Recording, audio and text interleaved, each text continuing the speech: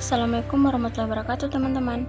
Di video sebelumnya, saya telah membahas beberapa yang berkaitan dengan bimbingan konseling. Nah, di video saya akan membahas secara singkat tentang konseling membantu.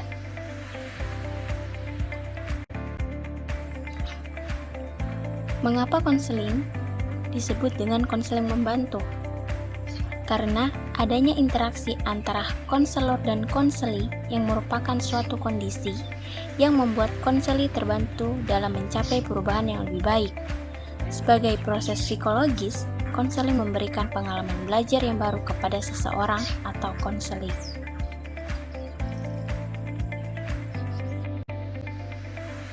Nah, hubungan membantu itu berbeda dengan memberi atau mengambil alih pekerjaan orang lain. Hubungan membantu tetap memberi kepercayaan kepada konseli untuk bertanggung jawab dan menyelesaikan segala masalah yang dihadapinya. Hubungan konseling tidak bermaksud mengalihkan pekerjaan konseli kepada konselor, tetapi memotivasi konseli untuk lebih bertanggung jawab terhadap dirinya sendiri mengatasi masalahnya. Dari beberapa penjelasan mengenai kualitas dalam hubungan konseling, dapat diambil kesimpulan bahwa sebenarnya hubungan yang dibangun dalam proses konseling antara konselor dan klien memiliki keunikan tersendiri.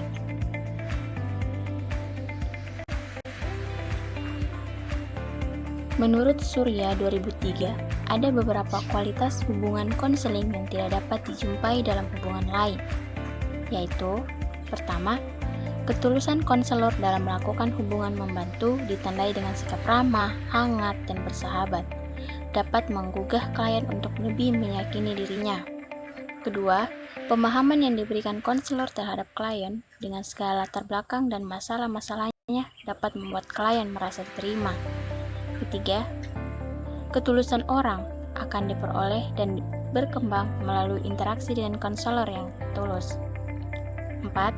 Resiko yang timbul dari hubungan dengan konselor dengan sendirinya tidak menimbulkan akibat yang bersifat merusak, akan tetapi dapat menunjang perkembangan.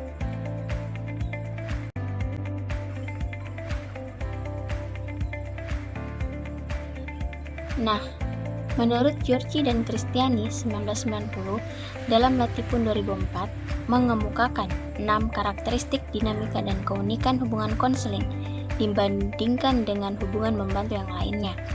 Di antaranya, pertama, afeksi. Hubungan yang penuh afeksi ini dapat mengurangi rasa kecemasan dan ketakutan pada klien, dan diharapkan hubungan konselor dan klien lebih produktif.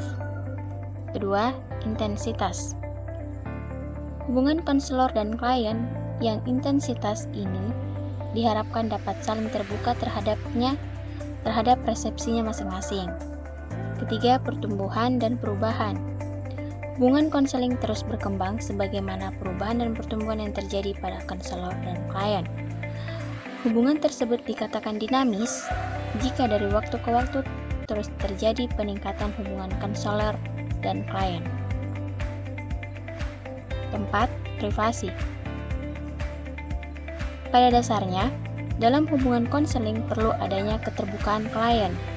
Keterbukaan klien tersebut bersifat konfidensial atau rahasia.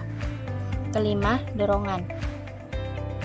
Konselor dalam hubungan konseling memberikan dorongan kepada klien untuk meningkatkan kemampuan dirinya dan berkembang sesuai dengan kemampuannya. Keenam, kejujuran. Hubungan konseling didasarkan atas saling kejujuran dan keterbukaan, serta adanya komunikasi terarah antara konselor dengan kliennya.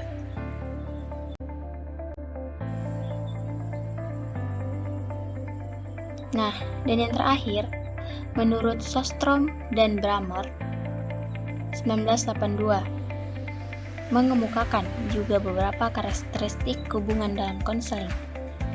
Beberapa karakteristik itu adalah: pertama, unik dan umum. Nah, unik dan umum ini, hubungan yang bersifat unik artinya bahwa hubungan antara konselor dan konseli dalam konseling mempunyai ciri khas yang membedakannya dengan bentuk hubungan yang lain.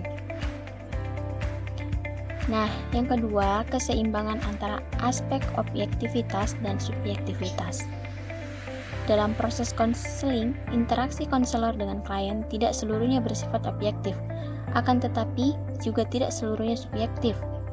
Aspek objektif lebih mengarah pada aspek hubungan yang bersifat kognitif dan ilmiah, sedangkan subjektif hubungan ditandai dengan segi kehangatan dan perpaduan psikologis antara konselor dan klien.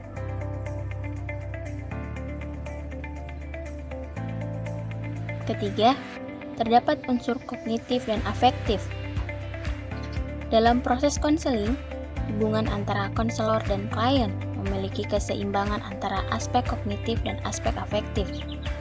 Aspek kognitif menyangkut proses intelektual seperti pemindahan informasi, pemberian nasihat, dan berbagai macam tindakan ataupun penginterpretasian data tentang klien.